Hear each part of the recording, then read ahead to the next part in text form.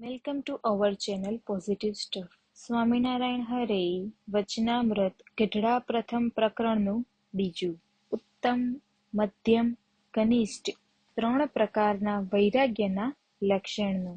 સ્વામિનારાયણ હરે સંવત 1876ના માગસર સુધી પંચમીને દિવસ શ્રીજી મહારાજ શ્રી ગઢડા મધ્યે દાદા ખાચરના દરબારમાં રાત્રિને સમયે વિરાજમાન હતા અને સર્વે શ્વેત વસ્ત્ર ધારણ કર્યા હતા અને પોતાના મુખારવિંદની આગળ સાધુ તથા દેશ દેશના હરિભક્તની સભા ભરાઈને બેઠી હતી.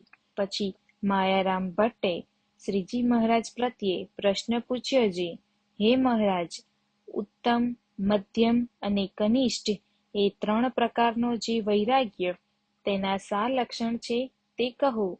ત્યારે શ્રીજી મહારાજ બોલ્યા છે, ઉત્તમ વૈરાગ્ય જેને હોય તે પરમેશ્વરની આજ્ઞાએ કરીને અથવા પોતાના પ્રારબ્ધ કર્મ વશે કરીને વ્યવહારમાં રહે, પણ તે વ્યવહારમાં જનક રાજાની પેઠે લોપાય નહીં અને શબ્દ, સ્પર્શ, રૂપ, રસ અને ગંધ એ પંચ પ્રકારના જે ઉત્તમ વિષય તે પોતાના પ્રારબ્ધ અનુસારે પ્રાપ્ત થાય તેને ભોગવે, પણ પ્રીતિએ રહિત ઉદાસ થકો ભોગવે અને તે વિષય એને લોપી શકે નહીં અને તેનો ત્યાગ મોડો ન પડે અને તે વિષયને વિશે નિરંતર દોષને દેખતો રહે અને વિષયને શત્રુ જેવો જાણે અને સંત, સત્શાસ્ત્ર અને ભગવાનની સેવા તેનો નિરંતર સંગ રાખે અને દેશ,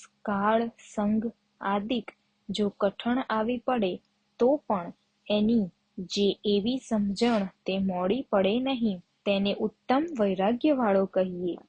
અને જેને મધ્યમ વૈરાગ્ય હોય તે પણ ઉત્તમ એવા જે પંચ પ્રકારના વિષય તેને ભોગવે તો પણ તેમાં આસક્ત ન થાય અને જો દેશ, કાળ, સંગ કઠણ પ્રાપ્ત થાય તો વિષયને વિશે બંધાઈ જાય અને વૈરાગ્ય મંદ પડી જાય, તેને મધ્યમ વૈરાગ્યવાળો કહીએ. અને જે કનિષ્ઠ વૈરાગ્યવાળો હોય તેને સામાન્યને દોષે યુક્ત એવા પંચ વિષય જો પ્રાપ્ત થાય ને તેને ભોગવે તો તેમાં ન બંધાય અને જો સારા પંચ વિષય પ્રાપ્ત થાય ને તેને ભોગવે તો તેમાં બંધાઈ જાય, તેને મંદ વૈરાગ્યવાળો કહીએ છીએ.